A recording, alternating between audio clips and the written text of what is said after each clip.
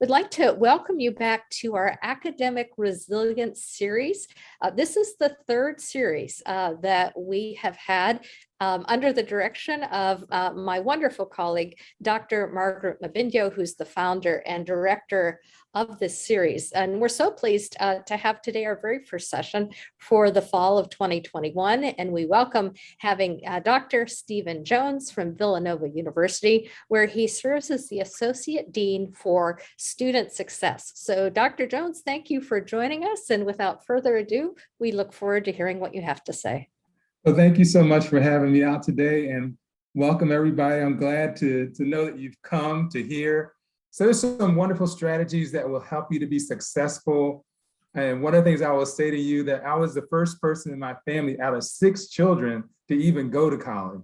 So there was a lot of things that I did not know. And I've spent the last 30 years trying to make sure that students know the things that I didn't know. And today we're going to talk about some wonderful topics, which are basically metacognition, which is around the whole study habit strategy and your personal strategy for success. It's so interesting that I have an opportunity to really think about what are the things, or help you to think about, what are the things that I can do to be a successful student? And so we'll go through those strategies today. All right, so I just wanted them to really get an idea of who I am. I talked about that. I do have 2 nephews that graduated from Villanova University. I have some real pride about that I have some students that have been part of the university itself. Just as a kind of an icebreaker and warm up to get us going and to get you connecting with the chat, I want you to think of what are some of the biggest challenges that you have when you think about taking certain courses and the grades that you have. What are the struggles or challenges that you might have? And what we're going to do just as an activity is in the chat, I want you to put down, we're going to use the letter of the alphabet to do it. So A through Z. For example, when I'm struggling, I go to get tutoring. So use the letter of the alphabet as a letter that you'll use to share in the chat. What is something that you do when you're struggling? What are places that you go? What are things that you get help with using a different letter of the alphabet? So put that in the chat. As I said, for me, the letter T is tutoring. But what are some of the things that you do? Excellent. Time management. Love it. Love it. That's so important. We're going to talk about that today. Time management is critical for you. To seek help. You know, a lot of times we wait until the last minute to seek help, but seeking help right away is so important. Tutoring as well. You can't get enough of it. Ask the professor peers for clarification. You know, sometimes the professor is rushing along and you're not getting input, and you need to ask for clarification. Slow the professor down so you can get the information.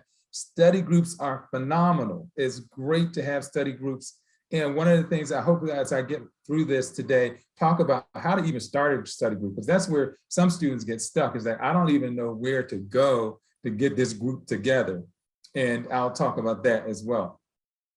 Office hours. This is something really important. When I was talking to the students a few weeks ago, and the students that were their first year students, they thought office hours were the time that the professor was studying by themselves. They didn't realize that office hours are the time where they can actually set a specific opportunity to meet with the faculty. So office hours are excellent. You want to definitely take advantage of that as you're going along. So yes, I think you've done a great job. Any others things that you, and one of the things for the letter Q, I would say question, ask questions. One thing about college, you're there to ask questions. You're there to get information.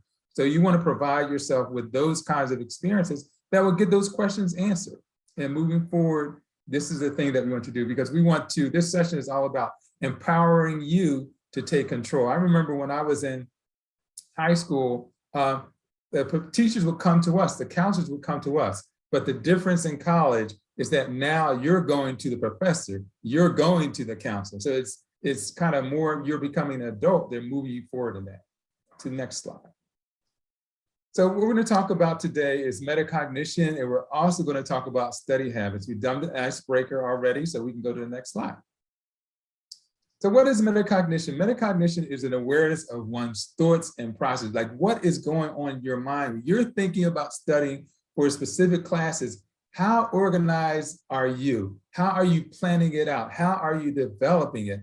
How, when you have a test coming up, what are some things that you're doing to get ready for your test? It's like, how are you solving problems? How are you approaching problems? What is your approach? What is your plan? So in the metacognition process, you're actually developing a plan and a strategy in solving problems as you go along so that you can be successful. So my first question to you is, how many of you have a test in the next 2 weeks?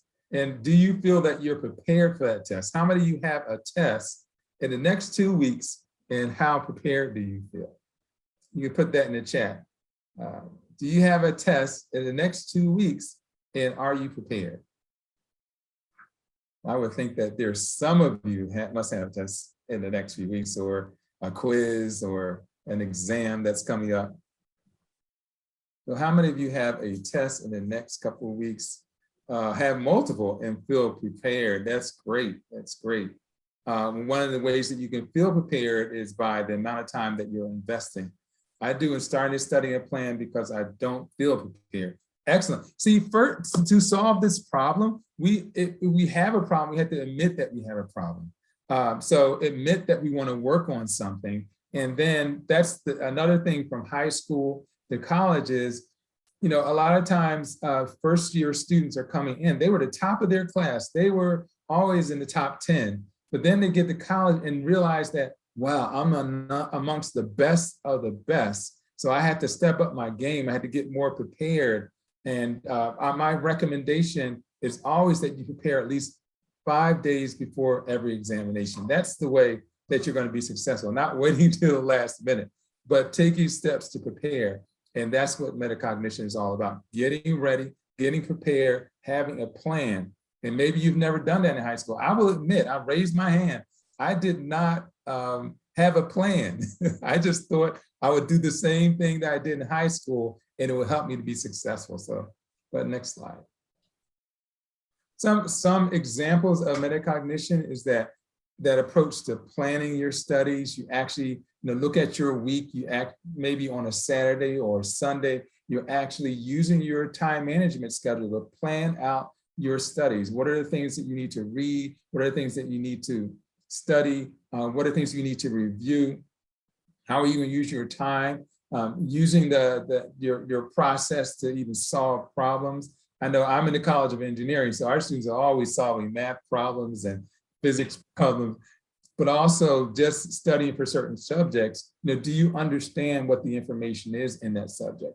If you don't understand, questioning that, having a self-awareness and admitting that, hey, I don't know everything and I need to go get help. So you're doing kind of a self-correcting process where you're actually planning out, mapping out your strategy for success. And that's, again, it's now because you're also becoming an adult and eventually you'll be a professional. We want you to be the ones that go out there and kind of take charge of your schedule, take charge of where you're going to go study, how you're going to go study, and take charge of not being distracted.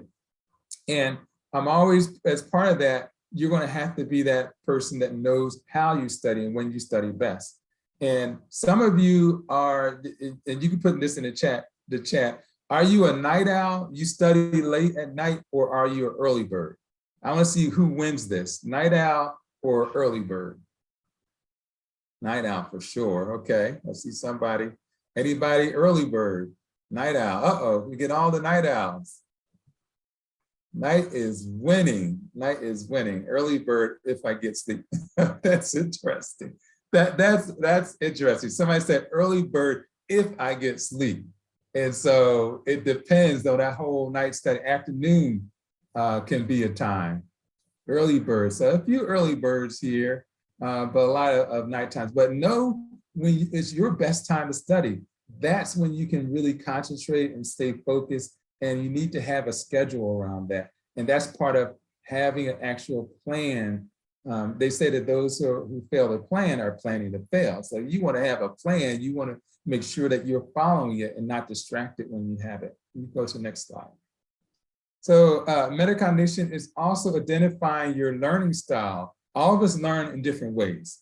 I'm a visual learner. So the visual learner, videos, anything that they can see, it's visual. The auditory is the things that they hear. They hear it. You know that student that just gets to you because they can sit there and they can listen and remember everything? That's because they're an auditory learner. That's the way that they learn. And then there's a tactile, that's that student that needs to feel it, to touch it, to experience it, to learn it. So knowing your learning style, there's many ways that you can get access. There are many tests that you can take on learning styles. Planning your tasks, making sure you have a time management schedule, and actually have a time management system. Now, today, everyone's using their cell phone, so not everyone has a daily planner, but I will admit that I have a daily planner, plus I use the electronics. So if the computer ever went down, I would still have access to it. So I want to ask you out there, how many of you, if you look at the way that you're managing time, this is all about study habits and study strategies, how many of you are in the Procrastinators Club, and what are some things that you can do to stop procrastinating? How many of you would say, yes, I'm in the Procrastinators Club, and I should probably do this to stop it? Anybody want to share that? You are in the, I noticed that when we were doing freshman orientation this year, we asked the students all raise their hands if they were procrastinators, and they all, almost 90% of them raised their hands. But yeah, I like this, procrastinated too much, but I do have a planner and should just use it. That's the important part here, is that we can have the planner, but are we actually using it? Are we actually writing the things? And that's why I suggest on a Saturday, actually going through your schedule and putting things there and reviewing it. Someone said, get myself a tutor to stop it. Yes, you might need that tutor to keep you on schedule with studying and stop putting things off. You know, you're trying to invest in earning the highest grades that you possibly can. And it's worth putting in the time. And it also, it overloads stress. If you don't like stress on you, you want to like really work toward ending procrastination, taking it away from your schedule and focusing in on managing your time. Go to the next one. So what is self-regulated learning? That's one of the things that we talked about when you saw the advertisement for this. Self-regulated learning has to do with what we're talking about, having a strategy, a specific actions, having a motivation to learn. And sometimes we wake up in the morning and the first thing we say is like, oh, this is gonna be a horrible day.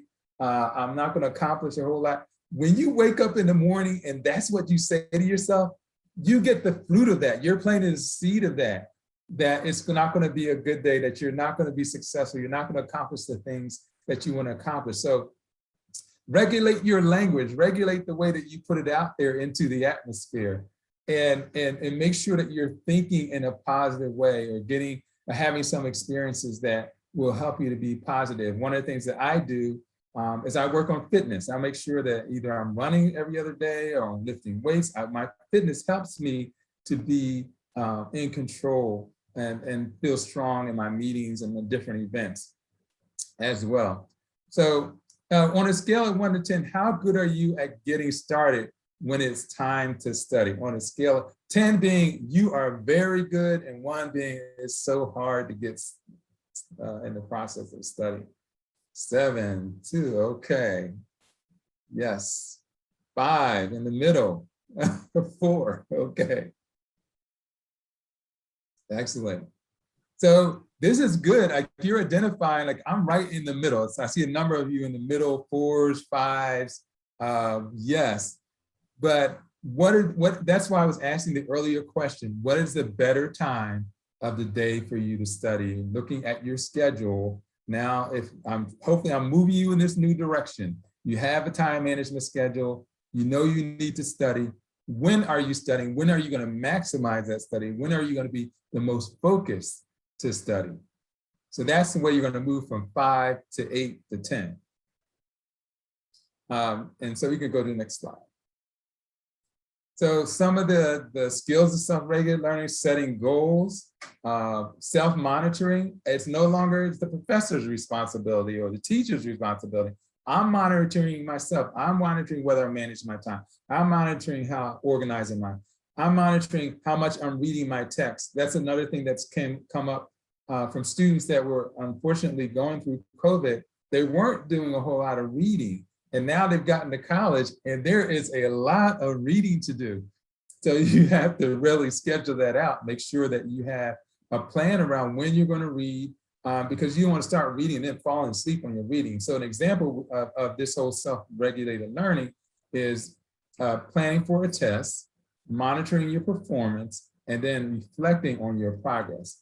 Planning for that test. Now I'm keep putting it out there 5 days ahead. You're planning out, you're monitoring how you perform, and then reflecting on your progress. And if I could add one more to that, if your progress isn't what you would like for it to be, making sure that you're meeting with the professor early or getting tutoring help to help you to be successful. So there's a cycle to the self-regulated learning. The things that you're going to do is you're going to set goals. You're going to be strategic in setting your goals, reflect on your performance. You know, ask yourself, do I really expect to earn a certain grade in this class? Set a goal. Like my goal is to earn an A in this class. My goal is to earn the highest grade possible. Set a goal. And then you want to reinforce it by what are the things that you're doing? You're meeting with your professor. If you have a lab assistant, you're meeting with your lab assistant. You're going over with study groups. You're organizing and planning. So you are taking control of how much you're learning and how you're learning it. And then you're using the results to guide you. An example of this would be planning for a math test, monitoring your performance, and then reflecting on your progress. So time management, this is my big topic for everyone. We have to manage our time to be a successful, self-regulated learner.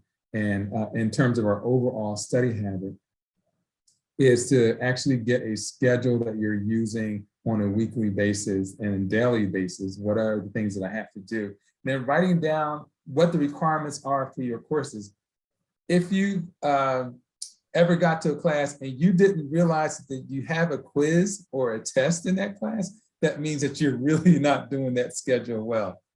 And so I want to ask right now, do you all have a schedule? This is just for everybody.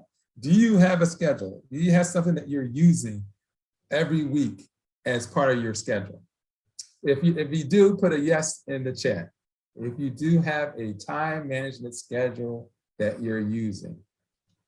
It changes every week. Yes, yes, excellent, excellent. I see a lot of yeses. Yeah, we should continue to not only, like someone said earlier, not only have the schedule, but use the schedule. Make sure that I'm putting everything in it.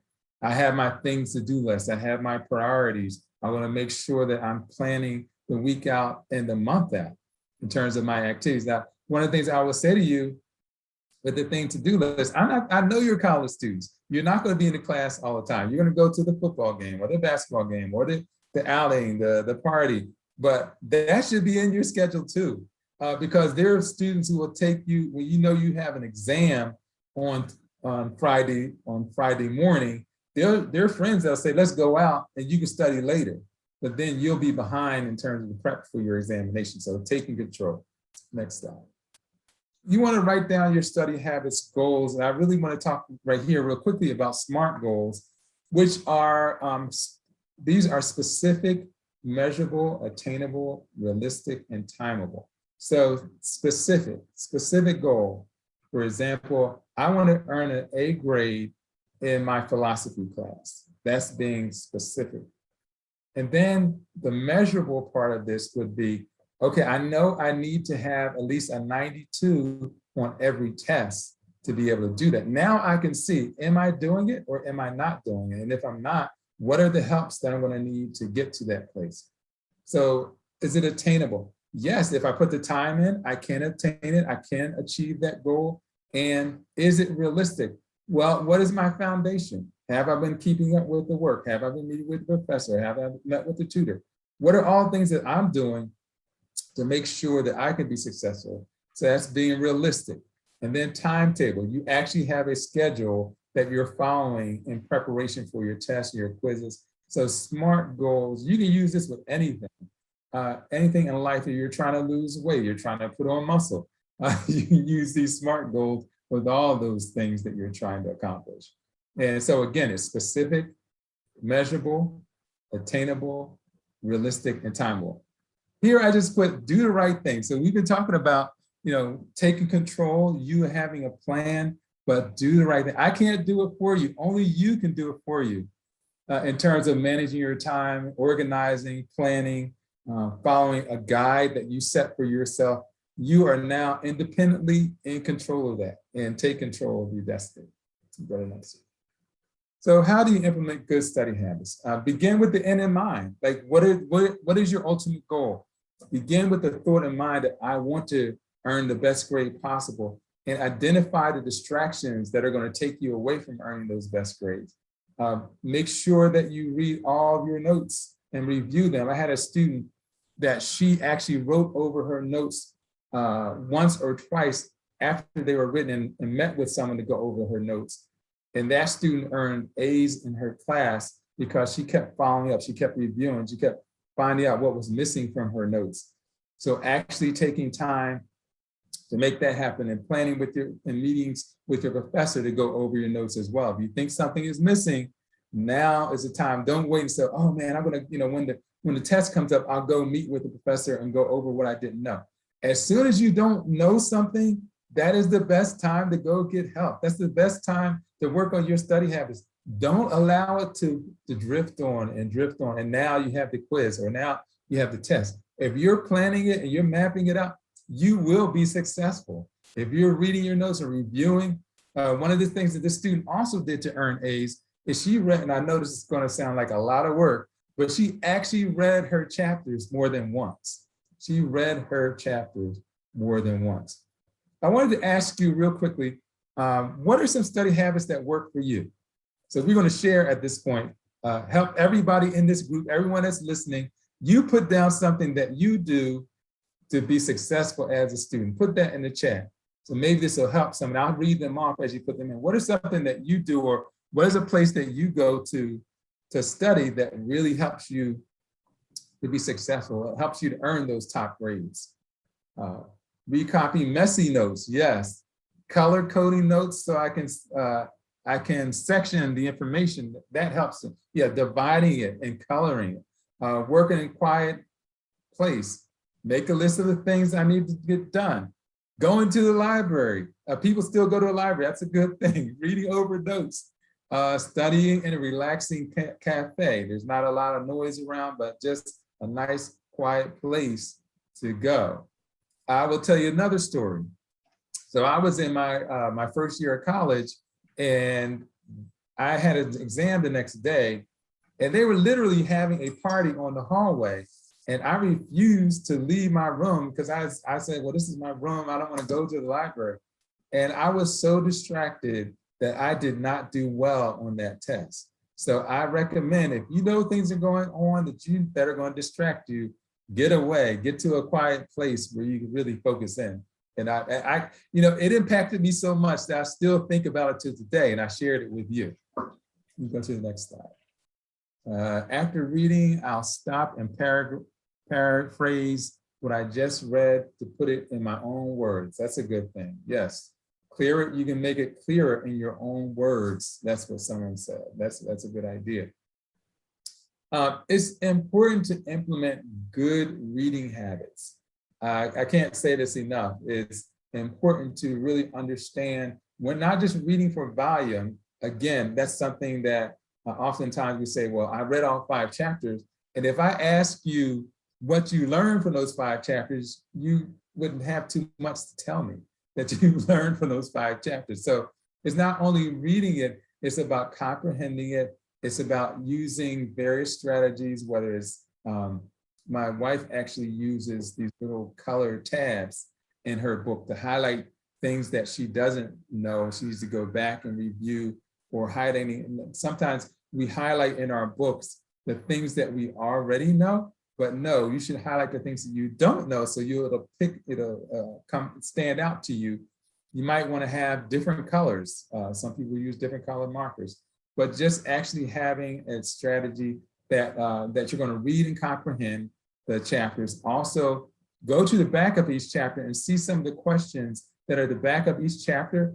Sometimes professors actually put those questions on the examination, the questions that are in the back of the chapter. So I just want to encourage you to make sure that you take a look. So maybe that you might get some tips and strategies there. And then have a conversation with classmates as well. So again, as part of this study time, stick to it. If you think about it, who is the biggest distraction when it's time for you to plan and get ready to study? Who is that person? Is it your roommate? Is it someone that's not your roommate? But planning on a location where you really can study without distraction, that's well lit. You want to also make sure that you're planning a schedule that at a time when it's not going to be a lot of people there, that there will be a distraction from you. So we have places on our campus, but I wanted to know on your campus, what are some good places to study? I know the library might be one. What are some other good places that you would recommend to everyone in this audience that they go study? Any tips that anybody has around that? You can put that in the chat if you have a place that you use. The Student Memorial Center, someone said, the Chester House, the Hub. That sounds interesting. Anchor. Okay, the gym. Oh, that's interesting. Maybe the gym has some rooms, some quiet rooms in the gym, maybe, that you can go and study in. Any place else on campus? I know there's the library, absolutely. Maybe there are quiet rooms in the library, so you can go do that, or you can bring your study group to the library for that. Some classes have studio time. I like that. I like that you can actually, in the classes, go sit in a class and maybe get your study group in a class. Study lounge in the dorms. I guess it depends on the time of the day, because my study lounge used to get really busy back when I was in college. But making sure that you have, that quiet, focused place where you can study. Next slide. One of the differences between high school and college is that in high school, we memorize a lot. I don't know about you, but in my high school, we did a lot of memorization and very little comprehension. So we would go basically give them back what we memorized. And then when I got to college, it was not just the memorization, it was the comprehension. I had to know what it is, and then I had to know how to apply it. And so that's what you want to be able to do. Not only define or memorize information for college. That's why you're meeting with your professor. That's why you're meeting with the lab assistant. That's why you're meeting with the grad student, because you want to then comprehend the information, not just give back, excuse me, what you heard. You want to be able to say, I can apply this knowledge to something. Write down in your notes. When you're memorizing something, write down in your notes, what are the next steps that you want to take? You can go to the next slide. And then ask someone to test you. They may have their own questions that they can test you with. Record material and listen to it. I used to do that. I used to record my notes and listen to it again. And then assess whether I'm actually memorizing and comprehending and understanding. That early on, we talked about assessment. So this is all about self-assessment. Do I have it? Can I share it with somebody else? And can I teach somebody else what I've learned? Go to the next slide. Overall, you want to manage your time wisely. You want to make sure you eliminate distractions. You want to be organized. And then you want to assess how well you're doing it from week to week, because you could actually lose time during a week because you were distracted. The next. This is important. Meeting with your professors. I know we're not going to fall in love with every instructor that we have, but there's information that you can get if you consistently meet with them. And also, I will say to you, this isn't here, but research your professor's research. Find out what books they've written, and then research those books so you begin to think in a way like they think, or respond like they respond, based on having read the things that they've written or the research that they've done. So it's a good strategy to meet with your professor during their office hours.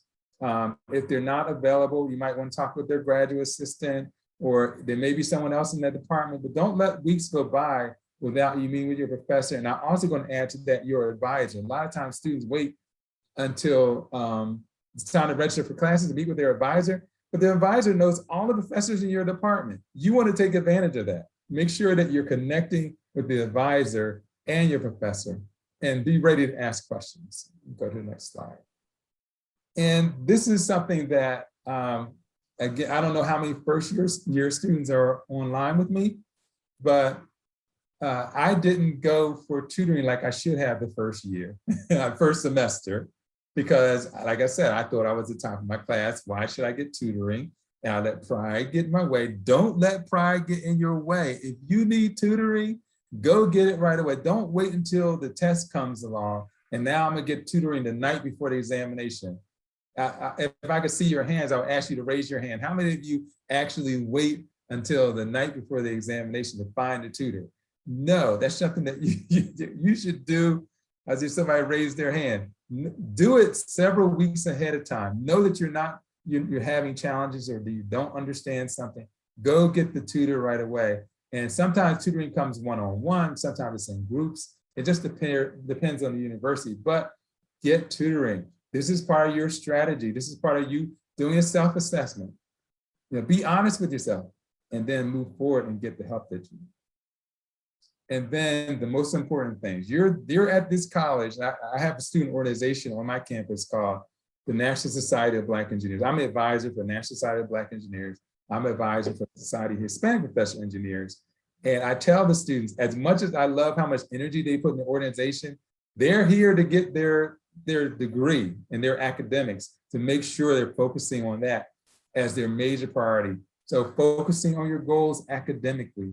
How am I managing my time? How am I reviewing my notes? How am I meeting with my professor? How am I organizing? How am I making sure that I'm with study groups? What am I doing to take control of my destiny? The ball is now in your court for your success academically. You take charge of that, your success in those areas. Review videos. That may be the way that you learn, your visual. The study group might be that interaction is good. The auditory learner, having a study group might be helpful for them as well. And you want to study at least 5 days before, this is my standard, study at least 5 days before every test. Eliminate your distractions, add detail to your notes, but you only can do that if you're studying several days ahead of time. If you're waiting till the last minute, the person that you might want to meet with is not available. So studying ahead of time also allows you to study groups and to get tutoring and to be organized when you get ready to take your next test. So right now, asking you to put down on some paper the tests that are coming up. Put down in your electronic system the tests that are coming up. When is your next test? You should know that. Go to the next slide. And here are just some reminders. I think we've talked about these, and I think that it's really important to focus in on strategies that will help you to be a self-learner, take charge, expect yourself to be successful. I didn't put this out there, but expect yourself to be successful. Expect yourself to put in the energy that's necessary to get the highest grade. Expect yourself to be leading certain organizations on your campus because you focus in on what your goals are for your career and the way that you want to develop yourself.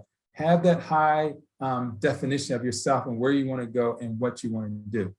Follow through on your time management. We talked about it a number of times. You have to have a plan. You have to put it on paper. You have to follow. Don't let yourself be distracted. Be organized. Study at least 5 days before every test. I just mentioned that. You're going to study at least 5 days before every test. This is part of you planning. This is part of your strategy. This is part of you thinking it through, what I want to do and what I want to be successful with. Organizing a study group. A study group can be 2, 3, or 4 people. The larger the study group, I think it's good to get a distraction at a certain point. When you have more than 5 people in a study group, that can be distracting. So that's just my recommendation. But also with the study group, have someone that's appointed as a sergeant of arms. What is that? That one person makes sure that when you're drifting off, when you're not really focusing on studying and getting the most out of the group, they keep you focused. So who is that person that you can appoint in your group to make sure the group stays focused? And then expect to earn A+ grades. These are a lot of things that I've learned over the years that I've shared with you today. that will really help you to get good grades. If you're more organized and planning, getting help, meeting with your professor, and making sure that you take control. You know, we're not going to look for the teacher to bring it to us. We're going to bring and make the questions to the professor. We're not going to wait until we're behind. We're going to look at our schedule and make adjustments so that I can get back on the right schedule. We're going to make plans to review our textbook and review it so that we can be successful in all the classes that we have. And so hopefully this is giving you a overview of some things that you can do to be successful and get you started on the right way. I know maybe you're in midterm points at this point, and that there's some good things that can come to you if you work at it. And at this point, I am going to open it up for questions and answers. Any questions that anybody has? You can put those in the chat if you have any questions. It could be about anything related to college, study skills, strategies, goals, any of that. Everything's fair game. One of the things I didn't share, I've been working in college for the last 37 years. So there's not much that I haven't seen. There's not many situations that I haven't encountered. And so just put those questions in the chat. Let me see if I see one. How can you prepare for a test 5 days in advance when you don't have all of the content for the test? Good question. So I would say to you, with the information that you do have, that's the starting point. You know, that's the starting point. And then as you meet with, maybe the class doesn't happen until, you know, they've given a certain amount of information, then the class is starting to give you more information. So be an expert in that first part of it, and then move forward to study for the second part. But ultimately, what you want to do by the 5th day, you want to be able to bring it all together. All the things you study the first couple of days, the second couple of days, you want to bring it all together in preparation for your test. Any advice on managing work, school, and still maintaining time for self-care and relaxation? Good question. Again, it goes back to setting priorities. I will say to a student, I had a student that was working 20 hours on campus, and then they had a part-time job off campus, and then they were trying to do their 18 credits. There's just not enough time in the day to do that. And so you have to be realistic about what you can do. You might have to shift your budget. You might have to approach the school about, you know, if there's certain additional funding that you need, you might need to approach your financial aid about that. But sometimes I've told students, go and let financial aid know you need additional help. There may be resources that they know that you're not aware of, even if it was to help you pay for some books. I've seen students not have their books the first few weeks of classes because they just couldn't afford it. So make sure that you find that those resources. But it's important, self-care, make sure that you have times of the day where you do. And then sometimes it doesn't take a long time to do that self-care. Sometimes just breathing in and breathing out and just relaxing. I do that several times a day. I breathe in for 5 seconds, hold it for 5 seconds, and breathe out. I do that several times just to cleanse myself and clear my mind. So that's an absolutely good question. Another question from a student: how can you make an effective discussion group with people you hardly know? And the one thing I think that is important, one ways that you can do that is arrive to class early before. I don't know how big your classes are. Some of them are pretty big, but arrive to class early. And if you know at least 1 or 2 students, start the conversation with them. And then that can branch out to bring other people into the conversation or create an opportunity for you to actually start a group. But again, remember I said a group can be 2 or 3 people. So sometimes we're thinking of a big study group, 5, 8, no. Sometimes a smaller group can be more effective than a larger group. You know? And Dr. Mbinjo or Dr. Gardino, if you have any input, feel free to jump in with my comments. Let's see. The next question was from a student. Oh, I have heard that critical thinking is a huge part of success in college. Can you explain? Do you think I know how to go about? Okay, so critical thinking is the ability. So you're going to get a problem, right? And sometimes when we get that problem, we think of it in one direction, but critical thinking said there may be several different things that impact what I'm studying or what the information that I'm getting out of this. Sometimes you'll see research. Well, let's say, for example, this particular problem in a person's life, let's say they're managing a lot of stress, for example. And they'll say it's due to this one thing.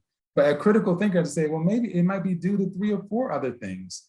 So let me just look into, and at a deeper level, this particular problem. So that critical thinker is able not to just look at the surface, but look at a deeper level of things. And the way that you get to those is by asking questions. I could be critical, I'm thinking more broadly, but I'm also now asking questions to get answers to the things that I see.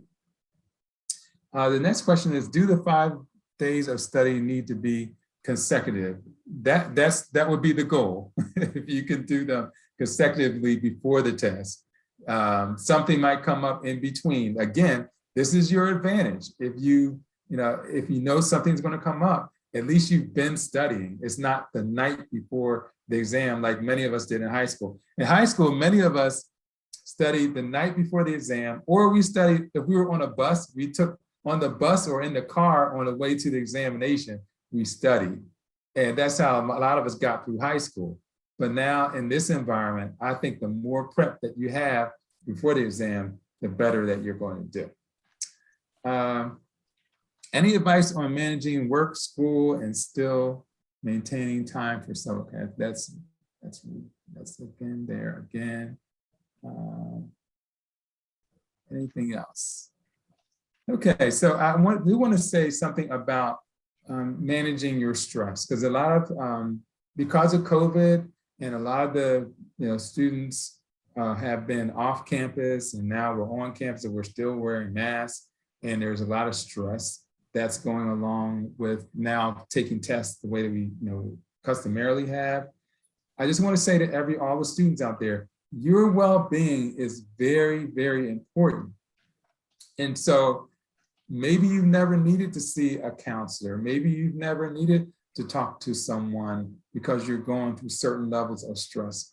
All those levels of stress or anxiety will affect your ability to do well in school. So don't allow it to build up. It's all about taking care of yourself, well-being. Someone asked about that. Self-care, making sure that you get the help that you need. Maybe the student that's next to you doesn't need that kind of specific help, but you do need that specific help. You go to get the help that you need, get those questions answered, maybe get some of the feelings that are happening inside of you. I know that also for those of you who struggle with study habits, most colleges have a study habits center that you can go to and get help with your study habits. Or if you're having problems with time management, it's a wise student that goes to get help from the center that you have on campus for that. We actually have a center on our campus that's around writing. Some of you in certain majors, you're finding out you had to do a lot more writing than you thought you would have to do. So if there's a writing resource on your campus, don't wait until the research paper is due to finally take it over to get somebody to take a look at it. Because that's what we typically do. We'll keep procrastinating on the research paper, procrastinating.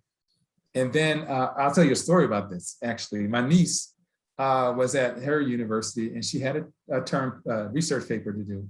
She did a great job getting it all organized, had it on her computer. She left her computer in a lounge and then went back and went to the restroom and came back to get it, and her laptop was going with the research paper. So, she hadn't saved it in the cloud because they weren't really using the cloud back then. The professor had mercy on her and gave her a little more time. But what if the professor didn't want to give the student more time? So you want to do research papers and other kinds of assignments as early as possible. Again, it's another way to reduce your stress. And if you're able to do the research papers ahead of time, then you can have the professor read it over, give you input, and then you can make changes and get an even higher grade. That's one thing I learned after my first year, is I would at least ask the instructor, if I get this paper done early, will you review it and give me some feedback so that I could then change it and make it even better? And It's great that today we didn't have laptops back then, believe it or not. We didn't have laptops. So we had to retype the papers all over again if we were to make changes. But fortunately, you're in a whole different generation. You have a whole different experience as well. If you're an athlete, so I played college football, and so I know all about the schedule that you have as an athlete. I actually, had the hours of the day where we worked out in the morning, then we went to class, and then we worked out some more. So you really had to manage it. Make sure that there are often academic coaches along with the facility that you have there. Tie in with them. If the tutors aren't available, make sure you go talk to your academic coach who's with the athletes and get their help in finding someone that can help you. Don't allow yourself to feel lost. Don't stay, let me put this out there too. Don't stay stuck in your room. You need to get out. Sometimes you need to get outside of that room. You need to interact with other people, get to know other people. You'll find that there are solutions in working with other students, upper class students, connecting with them as well. So you can be the person that's earning the best grades, being the most organized, having a plan for success. That's what I want to get you to, that place where you're successful, you're organized, and you're ready to do well in school. Are there any other questions? Okay, here's another one. I have the effects of COVID-19, which are affecting my studies. I'm afraid to tell my professors. What do I do? So a couple of things. One, I would go and talk with someone at the health center and explain to them what you're going through. And also you might want to try, I'm certain that your university has this too, a disabilities office. You may need to connect with your disabilities office as well to get their help. And you're right. I mean, we keep the COVID information confidential from the instructors. We're all wearing masks, but we keep that confidential and kind of work with the student to help them have the best chances of learning what they need to learn. So that's my suggestion. Don't allow it to drift on. If it's affecting your studies, you want to definitely take advantage of that right away. You have the right to do that. That's a great question, because others may be going through some of the same challenges or experiences. Oh, here's another thing in terms of if this works out with you, call your parents. Like this may sound strange, but call your parents. Sometimes just talking to your parents can help you to get through some stressful situations. If you're not calling them, they think everything is okay. But it's okay to share what you're going through. Your parent wants you to be successful, and they want you to get the help that you need. And sometimes you just need to talk to them. Just hearing their voice alone, they don't have to give you a solution. Just hearing that input and that they care about your success can make a difference. I have a daughter right now she's working on her PhD at Northwestern University in Chicago. We're on FaceTime with her most days, just checking out, making sure things are going good. And she just likes to check in. So it's not a bad thing, especially again with the COVID and what we're going through and mental health. Be honest where you're at, and be honest in terms of what you're experiencing so that you can get the help that you need. And our goal is ultimately for you to graduate. That's our goal. We want to make sure that you're graduating, that you're equipped well, and that you can go out into your profession and do well. And then and a lot of things that you're learning in college about going for help, getting tutoring, is the same thing you'll do in corporate America. It's the same thing that you'll do if you're working at a university. I go for help with other people all the time. This is just practice. College is practice for what you're going to do professionally. If you're managing your time as a college student, you're going to be managing your time as a professional. If you're procrastinating as a college student, you're going to be procrastinating as a professional. So college is a testing ground for you to even work through some things so that you can get better and that you can be more organized and plan out. just what direction you want to go into.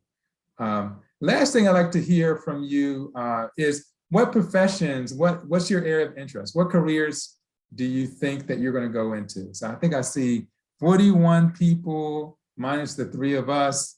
So what career, what do you see yourself doing? Put that in the chat. What do you see yourself doing?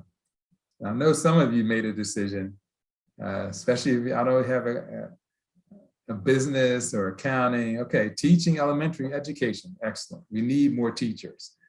We need more teachers. Okay, being an elementary teacher, another elementary teacher, great, great, absolutely. Business, maybe even starting your own business, entrepreneurship. Working in business field and starting a family, awesome, yes.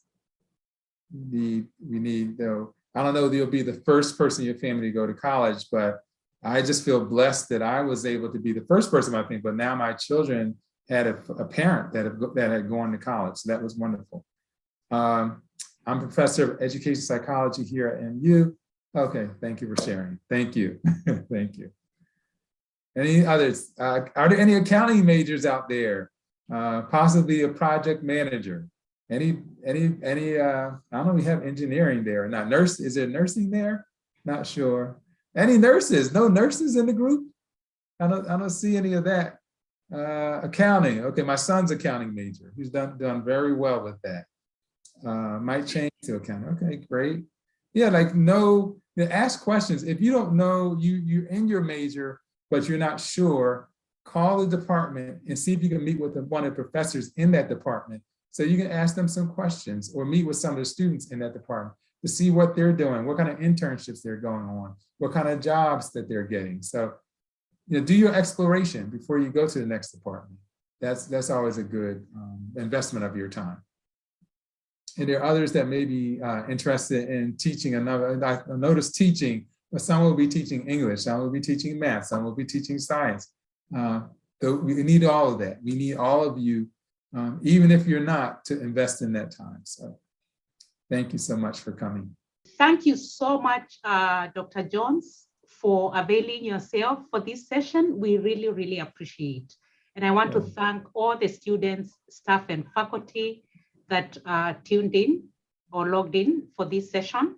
We really appreciate, and I hope that you've been able to learn something. These things we may think we know, but a lot of times we need to be reminded.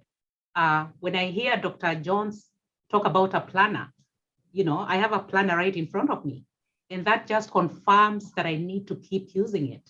So I just want to thank you so much, and please keep tuned for the next academic resilience session coming up in November, and we have another one in December. We thank you for being faithful in attending these sessions. They are very, very important. And I also want to thank my colleague, Dr. Godino, for just being there and helping out with brainstorming sessions and assisting with everything that we do. This is really important work. And these are some of the things you may not be taught in a regular classroom, but when you come to a session like this, we are talking things that are important as your academics in a regular classroom. So please feel free to join in at any time in the future, and keep looking out for those announcements. Once again, thank you so much, Dr. Jones. We appreciate your time. Thank you. Enjoy the rest of the day, everyone. Yes, take care. Thank you.